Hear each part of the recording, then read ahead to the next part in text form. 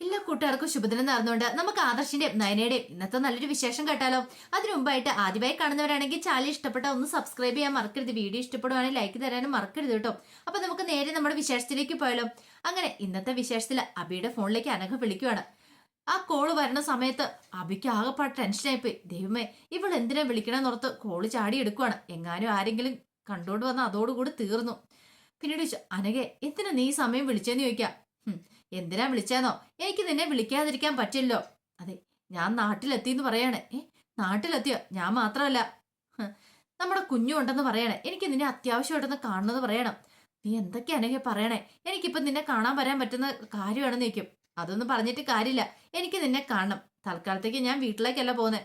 ഒരു വാടക വീട് എടുത്തിട്ടുണ്ട്. വീട്ടിലേക്ക് പോകാൻ പറ്റില്ല. ചെന്ന് കഴിഞ്ഞിട്ടുണ്ടെങ്കിൽ വീട്ടുകാരുടെ എല്ലാം ചോദ്യം വരും.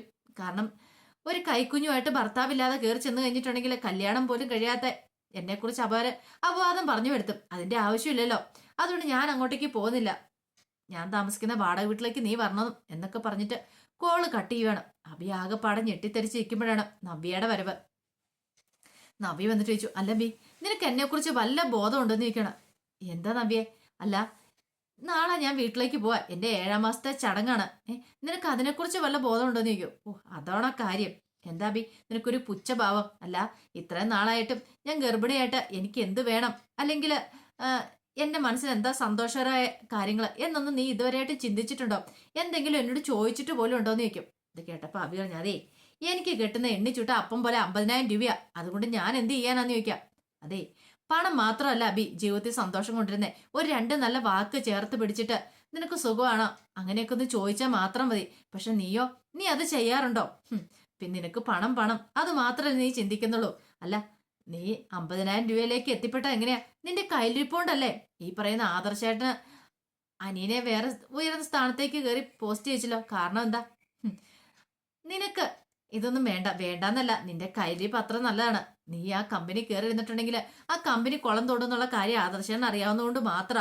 അല്ലാതെ നിനക്ക് കഴിവില്ലാഞ്ഞിട്ടൊന്നും അല്ല അബി എന്ന് പറയണം. അബി പറഞ്ഞു, അത് പിന്നെ നീ എന്നെ ഇങ്ങനെ കുറ്റപ്പെടുത്തരുന്ന അബിയെ, അല്ലെങ്കിൽ തന്നെ ഞാൻ നല്ല ടെൻഷനിലാന്ന് പറയണം. ടെൻഷനിലോ? നീ എന്താ ടെൻഷൻ അടിക്കണേ? ഞാൻ ടെൻഷൻ അടിക്കണ കാര്യം നിനക്കറിയാവോ? നീ നാളെ എങ്ങോട്ട് പോവല്ലേ? നീ പോയി കഴിഞ്ഞാൽ പിന്നെ എനിക്ക് സങ്കടമാവെന്ന് പറയാം. സങ്കടമാവും. നീ ആത്മാർത്ഥതയോട് കൂടി പറയുന്നതാണോ അബി എന്ന് ചോദിക്കുക. ഞാൻ സത്യമായിട്ട് പറയുന്ന നബിയെ, നീ ഇല്ലെങ്കിൽ എനിക്ക് വിഷമാവും. നീ ഇവിടെ ഉള്ളപ്പോ എനിക്കൊരു സന്തോഷവും സമാധാനമൊക്കെ ഉണ്ട്. ഓഹോ, എന്നിട്ട് ഒന്നും പുറത്ത് കാണുന്നില്ലോ. അത് പിന്നെ എന്റെ സന്തോഷം ഞാൻ അധികം ഇങ്ങനെ പ്രകടിപ്പിക്കാറൊന്നും ഇല്ലെന്ന് പറയാ. നീ പോയി കഴിഞ്ഞാൽ വിഷമാവൂലേ? പിന്നെ 3-4 മാസം കഴിഞ്ഞിട്ടല്ലേ എനിക്ക് നിന്നെ കാണാൻ പറ്റുള്ളൂ എന്ന് പറയാ. ഓ, അതെ, ആത്മാർത്ഥമായിട്ട് പറയണ കുഴപ്പമില്ല. ഇല്ലെങ്കിൽ ദൈവം നിന്നോട് ചോദിച്ചോളൂ എന്ന് പറയാ. നീ എന്നോട് ഇങ്ങനെ തെറ്റ് ചെയ്യുന്നതിന് എന്നൊക്കെ പറഞ്ഞിട്ട് നവ്യ അങ്ങോട്ടേക്ക് പോവാണ്. ആ സമയം അബിക്കൊരു സമാധാനമായി. ദൈവമേ, നാശം പിടിക്കുന്നവൾ പോയല്ലോ എന്നൊരു ചിന്തയോട് കൂടിയിട്ട് അബി അവിടെ നിൽക്കുവാണ്. ഈ സമയം നയനയെ കൂട്ടി ദേവനെ ടെക്സ്റ്റൈൽ ഷോപ്പിലേക്ക് ചെല്ലുവാണ്. അങ്ങനെ ചെന്ന് കഴിഞ്ഞിട്ട് നവ്യയ്ക്ക് വേണ്ടി സാരി സെലക്ട് ചെയ്യണം. നവ്യയുടെ 7ാം മാസ ചടങ്ങാണല്ലോ. പിന്നെ സാരി സെലക്ട് ചെയ്യുന്നതിനിടയ്ക്ക് നയനയോട് ദേവേനെ പറഞ്ഞു, പാവം നവ്യയുടെ കാര്യം കഷ്ടമുണ്ടല്ലേ എന്ന് ചോദിക്കണം. അതെ അമ്മേ, എന്ത് ചെയ്യാനെന്ന് പറ. അബിയാണെങ്കിൽ നേരാമണം നോക്കുന്നു പോലുമില്ല നവ്യയുടെ കാര്യങ്ങളൊക്കെ. പാവം, നല്ല സങ്കടമുണ്ടെന്ന് പറയണേ. എന്ത് ചെയ്യാൻ പറ്റും മോളെ നമുക്ക്? അബിയുടെ സ്വഭാവം പണ്ടേ ഇങ്ങനെയാ. അവനെ ഇനി നേരെയാക്കാൻ നമ്മളെ കൊണ്ട് സാധിക്കുമെന്ന് എനിക്ക് തോന്നില്ലെന്ന് പറയണം. ഇത് കേട്ടെന്ന് നയന പറഞ്ഞ്, എങ്ങനെയെങ്കിലും നേരെയാക്കണം, അല്ലെങ്കിൽ കാര്യങ്ങളൊക്കെ കൈവിട്ട് പോകുന്നു പറയാ. ചേച്ചിയുടെ അമ്മയാൻ പോവാ. അപ്പൊ അതിൻ്റെതായ ബുദ്ധിമുട്ടുകളും കാര്യങ്ങളും എല്ലാം ചേച്ചിക്കുണ്ട്. ഈ സമയത്ത് സ്വന്തം ഭർത്താവ് താങ്ങി കൂടെ നിൽക്കുന്നതല്ല ഏറ്റവും നല്ലതെന്ന് ചോദിക്കുക. അത് പക്ഷെ അബി മനസ്സിലാക്കുന്നില്ലെന്ന് പറയാ. എനിക്കറിയാം, ആ വിഷമം ബുദ്ധിമുട്ടും ഒക്കെ എനിക്ക് നന്നായിട്ട് മനസ്സിലാവുന്നുണ്ടെന്ന് പറയണം. ഇനിയിപ്പം നമ്മള് അതേക്കുറിച്ച് പറഞ്ഞിട്ട് കാര്യമൊന്നുമില്ല. ഞാൻ നോക്കട്ടെ, ഞാൻ അവനെ ഒന്ന് ഉപദേശിച്ച് നോക്കാന്നൊക്കെ പറയണം. ആ സമയം രേവതിയും അനാമികയും വേണുവും കൂടെ അങ്ങോട്ടേക്ക് കടയിലേക്ക് വരുന്നേ. പിന്നീട് അനാമിക പറഞ്ഞു, അല്ല, കല്യാണം കഴിഞ്ഞ് പോയിട്ട് ഇത്രയും കാലമായിട്ടും എനിക്ക് അച്ഛനും അമ്മയും എന്തെങ്കിലും വാങ്ങിച്ചു തന്നോന്ന് ചോദിക്കുക. എന്ത്? അല്ല, ഒരു ഡ്രസ്സെങ്കിലും വാങ്ങിച്ചു തന്നോ? അത് പിന്നെ മോളെ, നിനക്ക് ഇഷ്ടം പോലെ ഉണ്ടല്ലോ. ഓ, അതുകൊണ്ടാ വാങ്ങിച്ചു തരാത്തില്ലേ? അല്ല, കല്യാണം കഴിഞ്ഞ് പോയെന്നോർത്തോണ്ട് ഞാൻ നിങ്ങളുടെ മകളല്ലാതെ ആവുന്നൊന്നുമില്ലോ. എനിക്ക് വാങ്ങിച്ചു തന്നാ എന്താ കുഴപ്പം? വേണു പറഞ്ഞ്, കല്യാണം കഴിഞ്ഞോട് കൂടിയിട്ട് ഞങ്ങൾ പാപ്പരായി പോയില്ലെന്ന് ചോദിക്കണം. അതെ, അങ്ങനെ പാപ്പരായി പോയിട്ടുണ്ടെങ്കിൽ ഞാൻ അങ്ങോട്ട് കൊണ്ട് തന്നിട്ടുണ്ടല്ലോ അച്ഛാ. ശരിയല്ലേ എന്ന് അനാമിക ചോദിക്കുകയാണ്. രേവതി പറഞ്ഞു, അതുകൊണ്ടല്ലേ മോളെ ഇപ്പൊ നിന്നെ ഞങ്ങൾ ഈ കടയിലേക്ക് വിളിച്ചോണ്ട് വന്നേന്ന് പറയാണ്. ആ സമയത്ത് ദേവേനയുടെ നയന പറഞ്ഞു, അതെ, ഞാന് ഇതിന് പറ്റുന്ന ബ്ലൗസ് പീസ് നല്ല ഉണ്ടോ എന്ന് നോക്കട്ടെ എന്നും പറഞ്ഞ് അങ്ങോട്ട് തിരിയുമ്പോഴാണ് അനാമികയെ വേണുവൊക്കെ അവിടെ നിൽക്കുന്നുണ്ട്. ഒരു നിമിഷം നയന ഞെട്ടിപ്പോയി. നയന പെട്ടെന്ന് ദേവേനോട് പറഞ്ഞു, അമ്മ ഇതെങ്ങ് നോക്ക്, ആരാ നിൽക്കുന്നതെന്ന്. അനാമികയും വീട്ടുകാരും. മിനിന്തിയും മോളെ ഒരു കാര്യം അമ്മ അങ്ങോട്ട് കയറി ഒളിക്കാൻ പറയണം. ഒളിക്കാൻ പോയ സ്ഥലം ഡ്രസ്സിംഗ് റൂമായിരുന്നു. ട്രയൽ റൂമിലേക്ക് കയറുന്നത്. അവിടെ പോയി ഒളിച്ചിരിക്കുവാണ്. ദൈവമേ എത്രയും പെട്ടെന്ന് ഇവരൊന്നും പോയാൽ മതി എന്നൊരു ചിന്തയെ ദേവേനയുടെ മനസ്സിലുണ്ടായിരുന്നുള്ളൂ. അപ്പോഴാണ് അനാമിക നയനെ കാണുന്നത്. ഇതെങ്ങ് നോക്കിയമ്മേ, അവള് നിൽക്കുന്ന കണ്ടോന്ന് ചോദിക്കുവാണ്. നമ്മൾ ആരെ കാണില്ലെന്ന് കരുതി വന്നോ അവരാണ് നമ്മുടെ കൺമുന്നിൽ നിൽക്കുന്നു പറയാണ്. അത് കേട്ടതും വേണു പറഞ്ഞു, ഇപ്പൊ ഇഷ്ടം പോലെ പൂത്ത പൈസ കൈ കാണും, അത് പൊടിക്കാൻ വേണ്ടി വന്നായിരിക്കും എന്ന് പറയാണ്. പിന്നീട് അനാമിക വേണു എല്ലാവരും കൂടെ കൂടിയിട്ട് നയനയുടെ അരിയിലേക്ക് വരുവാണ്. നയനയുടെ അരി വന്നിട്ട് ചോദിച്ചു, ഓഹോ ഇഷ്ടം പോലെ പുത്തൻ ചിക്കല് കിട്ടിക്കാണും, അത് പൊടിക്കാൻ വന്നായിരിക്കും അല്ലെന്ന് രേവതി ചോദിക്കുവാണ്. അതെ, നിനക്ക് എന്തെങ്കിലും കുഴപ്പമുണ്ടോന്ന് ചോദിക്കും. വേണു പറഞ്ഞു, നല്ല ശമ്പളമായിരിക്കും കമ്പനി കിട്ടുന്നേ, കമ്പനി മുടിപ്പിക്കാൻ വേണ്ടി കയറിയതല്ലേന്ന് ചോദിക്കുകയാണ്. അതെ, നല്ല ശമ്പളം കിട്ടുന്നുണ്ടെങ്കിൽ അതിനനുസരിച്ച് അധ്വാനിച്ചിട്ടാ, അല്ലാതെ വെറുതെ ഇരുന്നിട്ടൊന്നും അല്ല കിട്ടണേന്ന് പറയാം. അനാമിക പറഞ്ഞു, പിന്നെ ഇനിയിപ്പോ അത് നീ പറഞ്ഞാൽ മതിയല്ലോ, നീ നിന്റെ ഭർത്താവ് എല്ലാവരും കൂടെ കൂടിയാണല്ലോ കമ്പനി ഭരിക്കുന്നേ, ആരും ചോദിക്കാനും പറയാനൊന്നും വരത്തില്ലോ എന്ന് പറയാം. ഇത് കേട്ടതും നായർ പറഞ്ഞു, അതെ ആരും ചോദിക്കാനും പറയാനൊന്നും വരത്തില്ല, പക്ഷെ അർഹതപ്പെട്ട കാര്യങ്ങളൊക്കെ ഞാൻ ചെയ്യാറുള്ളൂ, ഞാനത് ആദർശണ്ണോ അങ്ങനെ തന്നെയാ, അല്ലാതെ നിങ്ങളെപ്പോലൊന്നും അല്ലാന്ന് പറയണം. ജയവതി പറഞ്ഞു, ഇവളുടെ നാക്ക് കേട്ടില്ലെന്ന് ചോദിക്കണം. അനാമ പറഞ്ഞു, ഇവളും അതെ, ഇവളുടെ അനിയത്തിയും ചേച്ചി എല്ലാം കണക്കാന്ന് പറയണം. ഇവളുടെ അനിയത്തിനെ അങ്ങോട്ട് കുറച്ച് കയറ്റാനായിട്ട് ശ്രമിച്ച അനന്തപുരിയിലേക്ക്, പക്ഷെ നടന്നില്ല എന്ന് പറയണം. ഇത് കേട്ടപ്പോ അനാമയോട് നയന പറഞ്ഞു, അതെ നീ എത്ര കൂടുതൽ പറയൊന്നും വേണ്ട, ഞാനൊന്നും മനസ്സ് വിചാരിച്ചായിരുന്നെങ്കിൽ ഇപ്പൊ അനിയുടെ ഭാര്യയായിട്ട് നന്ദു വീട്ടിൽ കണ്ടേരം, പക്ഷെ ഞാനതിന് തുനിയാതിരുന്ന, പക്ഷെ ഇപ്പൊ തോന്നുന്നുണ്ട് ഞാൻ ചെയ്ത് തെറ്റാന്നുള്ള കാര്യം, പണ്ടേ അങ്ങനെ ചെയ്യേണ്ടതായിരുന്നു പറയണം. കണ്ടില്ലമ്മ ഇവളുടെ അഹങ്കാരം വല്ല കുറവുണ്ടോന്ന് ചോദിക്കുകയാണ്. ഇത് കേട്ടതും നയന പറഞ്ഞു, നിങ്ങൾ എങ്ങനെ മറുപടി പറഞ്ഞോ അതിന് തക്കതായ രീതിക്കാണ് ഞാൻ മറുപടി പറഞ്ഞിരിക്കുന്നത്. ആ സമയം അനാമ ചോദിച്ചു, നീ മാത്രമല്ലോ കൂടെ ആരെങ്കിലും ഉണ്ടോന്ന് ചോദിക്കുക. ഓഹോ, കൂടെ ആരെങ്കിലും ഉണ്ടോ എന്ന് നിനക്ക് അറിയണമല്ലേ? അല്ല ഞാൻ ഒരു കാര്യം ചോദിച്ചോട്ടെ, നീ ഇങ്ങനെ വന്നു കഴിയുമ്പോൾ നിന്റെ കൂടെ ആരെങ്കിലും വരാറുണ്ടോ? അതുകൊണ്ടായിരിക്കുമല്ലോ നീ ഇത്ര കൃത്യമായിട്ട് പറയണേ. ഓ, നിനക്ക് നല്ല ശീലമായിരിക്കൂല്ലേ എന്ന് ചോദിക്കുക. അതുകൊണ്ടായിരിക്കും നിനക്ക് അനിയോട് സ്നേഹമില്ലാത്ത, അനിയെ ഭർത്താവായിട്ട് കാണാൻ കഴിയാത്തല്ലേന്ന് ചോദിക്കുക. വടി കൊടുത്ത് അടി വാങ്ങിച്ച പോലെയായിപ്പോയി. ഇതിൽപ്പോ ഒരു നാണക്കേട് വേറെ അനാമയ്ക്കില്ല. അനാമിക പറഞ്ഞ ടെക്സ്റ്റൈൽ ഷോപ്പായി പോയി, അല്ലെങ്കിൽ കാണിച്ചു തരാമെന്ന് പറയണ. നീ എന്ത് കാണിക്കാനടി, നീ ഒന്നും കാണിക്കാൻ പോകുന്നില്ല, പിന്നെ അവള് കാണിക്കാൻ വന്നിരിക്കുന്നു. മര്യാദയ്ക്ക് പോടി അവിടുന്ന്. അതെ, മുമ്പത്തെ പോലെ ഞാനേ പഞ്ചപുച്ഛം അടക്കി നിന്റെ മുന്നിൽ നിൽക്കുമെന്ന് നിനക്ക് തോന്നുന്നുണ്ടോ? ഒരിക്കലും ഇല്ലാന്ന് പറയണം. ആ സമയം രേവതി പറഞ്ഞു, ബാ മോളെ, ഇവള് നിൽക്കുന്ന കടയിൽ നിൽക്കുന്നേക്കാളും ഭേദം വേറെ ഏതെങ്കിലും കടയിൽ പോയി വാങ്ങുന്നതെന്ന് പറഞ്ഞുകൊണ്ട് അവരെങ്ങോട്ടേക്ക് പോവാണ്. അപ്പോഴാണ് നയനയ്ക്കൊരു സമാധാനം വന്ന് രക്ഷപ്പെട്ടു. അപ്പോഴേക്കും ദേവേനെ ഇറങ്ങി വന്നു.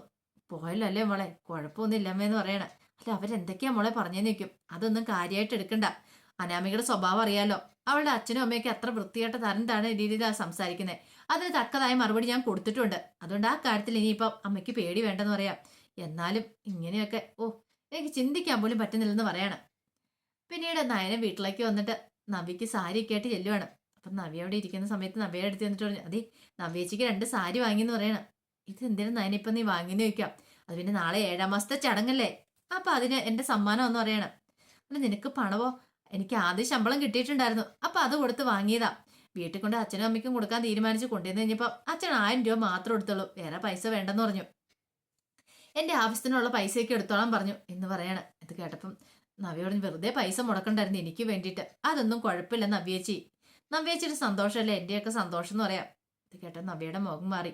ഇത്ര ഇതുപോലും എന്റെ ഭർത്താവിന് എന്നോടില്ലല്ലോ, ഇത്ര സ്നേഹം പോലും എന്നോട് കാണിക്കുന്നില്ലോ, എനിക്ക് അതൊക്കെ ഓർത്ത് നല്ല ടെൻഷൻ ഉണ്ട് നയനെന്ന് പറയാം. അതെന്താ നവ്യടുത്ത് അങ്ങനെ പറഞ്ഞേ? അത് പിന്നെ ഞാൻ പോകുകയെന്ന് അറിഞ്ഞിട്ട് പോലും ഒരു കള്ള സ്നേഹപ്രകടനങ്ങളൊക്കെ അവൻ കാഴ്ചവെക്കുന്നേ. ഇങ്ങനെയാണെങ്കിൽ ഞാൻ പോയിട്ട് വന്നു കഴിയുമ്പോഴത്തേനും അവൻ ഏത് പരുവത്തിലാവുമെന്ന് എനിക്കറിയത്തില്ല, എന്നെ ഉൾക്കൊള്ളാൻ സാധിക്കുമെന്ന് പോലും അറിയത്തില്ല. മിക്കവാറും ഞാൻ ഇങ്ങോട്ട് വന്നു കഴിയുമ്പോഴത്തേനും എന്നെ മൈൻഡ് പോലും ചെയ്യത്തില്ലായിരിക്കും. അതൊക്കെ ഓർത്തിട്ട് എനിക്ക് നല്ല വിഷമമുണ്ടെന്ന് പറയണം. അതെ ചേച്ചി വിഷമിക്കൊന്നും വേണ്ട, അപ്പോഴേക്കും അഭിയേട്ടൻ നേരെയാവും.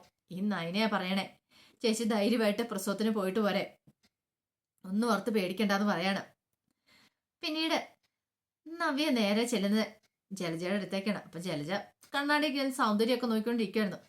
നവ്യനെ കണ്ടു ചോദിച്ചു, എന്താടി എന്ന് ചോദിക്കണം. അതെ എന്റെ 7ാം മാസത്തെ ചടങ്ങ, എനിക്ക് നയന് 2 സാരി മേടിച്ചെന്ന് പറയണം. ഓ അവൾക്ക് ഇഷ്ടം പോലെ പൈസ ഉണ്ടല്ലോ, അവൾക്ക് വാങ്ങിച്ചു തരാലോ, അതിനിപ്പം ഞാൻ എന്ത് ചെയ്യണം?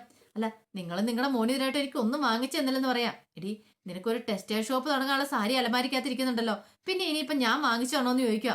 ഇത് കേട്ടതും നവ്യ പറഞ്ഞു, അതുകൊണ്ടായല്ലോ 7ാം മാസത്തെ ചടങ്ങിന് ഭർത്താവ് മേടിച്ചിരുന്ന സാരി ഉടുക്കാന്ന് പറഞ്ഞാൽ അത് ഏതൊരു ഭാര്യയെ സംബന്ധിച്ചുള്ള സന്തോഷയുടെ കാര്യമില്ലെന്ന് ചോദിക്കുക. അതെ അവന് കിട്ടുന്ന ശമ്പളം എത്രയാണെന്ന് അറിയാലോ, പിന്നെ നിന്റെ കാര്യങ്ങളൊക്കെ നോക്കാൻ അവന് സമയമുണ്ടോന്ന് ചോദിക്കുക. അതെ, അതാ ഞാൻ പറഞ്ഞേ, നിങ്ങളുടെ മോൻ അതിനൊന്നും സമയമില്ല. നിങ്ങളുടെ മോന്റെ കാര്യം മാത്രം നോക്കാനേ സമയമുള്ളൂ. ഏതെങ്കിലും പെണ്ണുങ്ങളുടെ കൂടെ എപ്പോഴും ചുറ്റിയടിക്കുക, അതൊക്കെയാണ് അവന്റെ ഇഷ്ട വിനോദം. ഇപ്പോഴും എങ്ങോട്ട് പോയേക്കോ എന്ന് പോലും അറിയത്തില്ല. ഒരു കാര്യം ഉറപ്പാ, ഇങ്ങനെ പോയിട്ടാണെങ്കിൽ അഭി ഒരിക്കലും നന്നാവുമെന്ന് എനിക്ക് തോന്നില്ല. അവന്റെ കുഞ്ഞും കൂടെ ഉണ്ടാകാൻ പോവാ. ആ ചിന്തയും കാര്യങ്ങളൊന്നും അവന്റെ മനസ്സിലില്ലെന്ന് പറയാ. അതിന് ചേരുന്ന ഒരു അമ്മയും വളം വെച്ച് കൊടുക്കുന്ന ഒരു അമ്മയെന്നൊക്കെ പറഞ്ഞിട്ട് നവ്യ ദേഷ്യപ്പെട്ട് അങ്ങോട്ട് പോവാണ്. ജലജ പറഞ്ഞു, ഇവളുടെ ഒരു കാര്യം പറഞ്ഞാല് എത്ര കിട്ടിയാലും മതിയാവുള്ളൂ എന്നും പറഞ്ഞത് ജലജ ദേഷ്യപ്പെട്ട് അങ്ങോട്ടേക്ക് പോവാണ്. പിന്നീട് നയന നേരെ ദേവേന്റെ അടുത്തേക്ക് ഇല്ലാണ്. ദേവേനെ അപ്പം നയനെ സെലക്ട് ചെയ്ത് വെച്ച് കൊടുത്ത സാരിയൊക്കെ ഇങ്ങനെ ദേഹത്ത് വെച്ച് നോക്കിക്കൊണ്ടിരിക്കുവായിരുന്നു. പിന്നീട് നയനെ കണ്ടപ്പോ പറഞ്ഞു, മോളെ നല്ല ഭംഗിയുണ്ട് ഈ സാരി കാണാനായിട്ട്, ഞാനത് നോക്കുമായിരുന്നു പറയണം. അത് പിന്നെ അമ്മ ഒരു കാര്യം ചെയ്യുക, ആ സാരി എടുത്തു വെച്ചിട്ട് ഞാൻ പുതിയ സാരി ഒരെണ്ണം മേടിച്ചു തന്നില്ലേ, അതും ഇതും എല്ലാം നല്ല സാരിയാ, എല്ലാം മോളുടെ സെലക്ഷൻ അല്ലേന്ന് ചോദിക്കുകയാണ്. ഒരു കാര്യം ചെയ്യാം, ഒരെണ്ണം ഇപ്പൊ എടുത്തിട്ട് ബാക്കി ഒരെണ്ണം വിഷുവിന് എടുക്കാല്ലേന്ന് ചോദിക്കുക. അതൊന്നും വേണ്ടമ്മേ. അതെന്താ, വിഷുവിന് എടുക്കാണ്ട് നമുക്ക് സെറ്റ് സാരി എടുക്കാന്ന് പറയാണ്. ഞാന് സെറ്റ് സാരി അമ്മയ്ക്ക് സെലക്ട് ചെയ്ത് തരാം എന്നൊക്കെ പറയാണ്. അത് വേണ്ട മോളെ, ഇപ്പൊ തന്നെ കുറെ ഉണ്ടെന്ന് പറയാണ്. പിന്നീട് പറഞ്ഞു, അല്ല നവ്യയ്ക്ക് കൊണ്ട് സാരി കൊടുത്തോന്ന് ചോദിക്കാം. കൊടുത്തമ്മേ, പക്ഷെ നവ്യേച്ചിക്ക് ഭയങ്കര വിഷമാ. ഇതുവരെയായിട്ട് നവ്യേച്ചിക്ക് വേണ്ടിയിട്ട് നവ്യേച്ചിയുടെ അമ്മായിമ്മയോ അല്ലെങ്കിൽ അഭിയേട്ടനൊന്നും വാങ്ങിച്ചു കൊടുത്തിട്ടില്ലെന്ന് പറയാണ്. ഇത് കേട്ടപ്പോ ദേവേനെ പറഞ്ഞു, എന്ത് ചെയ്യാൻ പറ്റും മോളെ, ഓരോരുത്തരുടെ സ്വഭാവമല്ലേ. ഈ അഭി എന്ന് പറയുന്ന സ്വഭാവം മുമ്പേ ഇങ്ങനെ തന്നെയായിരുന്നു. പക്ഷെ ഞാൻ ഇങ്ങനെയൊന്നും ആയിരുന്നില്ല കേട്ടോ മോളെ. നിങ്ങൾ വന്നതിന് ശേഷമാണ് ഞാൻ ഇങ്ങനെയൊക്കെ ആയി തീർന്നത്. എനിക്ക് ദേഷ്യമായിരുന്നു. കാരണം ജലജയുടെ സ്വഭാവമൊക്കെ അറിയാലോ. എനിക്ക് ജലജനെ ഒന്നും കണ്ണെടുത്ത കാണത്തില്ലായിരുന്നു. പക്ഷേങ്കിൽ നിങ്ങൾ വന്നതിന് ശേഷം ഞാൻ അവരോടൊപ്പം കൂടിച്ചേർന്നേ. അങ്ങനെ മോളെ ഞാൻ കുറ്റപ്പെടുത്തുകയും തെറ്റുകാരിയൊക്കെ ആക്കി ചെയ്തുകൊണ്ടിരുന്നേ. പക്ഷെ ഇപ്പോഴെനിക്ക് മനസ്സിലായി അബിയുടെ സ്വഭാവം എങ്ങനെയല്ലെന്ന് മാറ്റിയെടുക്കണം. അതിനു വേണ്ടി നമുക്ക് എന്തെങ്കിലും ചെയ്യണമെന്ന് പറയണം. ഇത് കേട്ടപ്പം നയന പറഞ്ഞു, അത് ശരിയാ. അനിയുടെ ജീവിതത്തെക്കുറിച്ച് ഓർത്ത് പിന്നെ എനിക്ക് ടെൻഷൻ ഇല്ല. കാരണം ഇന്നല്ലെങ്കിൽ നാളെ അവരുടെ ജീവിതം നന്നാവുമെന്ന് എനിക്കറിയാം. കാരണം അനി അത്രയ്ക്ക് നല്ലവനാ. പക്ഷെ നവ്യേട്ടത്തിനും ജീവിതം അങ്ങനെയല്ല. അവർക്ക് നല്ലൊരു ജീവിതം കിട്ടണം എന്നൊക്കെ പറയണം. ഈ സമയത്ത് നവ്യ മുറിയിലിരിക്കുകയാണ്. സാരിയൊക്കെ പുതിയ സാരി വാങ്ങിച്ച് കൂടെ തന്നതൊക്കെ നോക്കിക്കൊണ്ടിരിക്കുകയാണ്. അപ്പോഴേക്കും അഭി അങ്ങോട്ടേക്ക് കയറുന്നു. അഭിനെ കണ്ടു കഴിഞ്ഞപ്പോ നവ്യ പറഞ്ഞു, നിങ്ങൾ നോക്കബി, കണ്ടില്ലേ നായൻ എനിക്ക് വേണ്ടി വാങ്ങിച്ചിട്ട് തന്നാന്ന് പറയാണ്. ഇത് കേട്ടപ്പോ അഭി പറഞ്ഞു, വാങ്ങാലോ, അവരുടെ ഈ പൈസ ഉണ്ടല്ലോ എന്ന് പറയാണ്.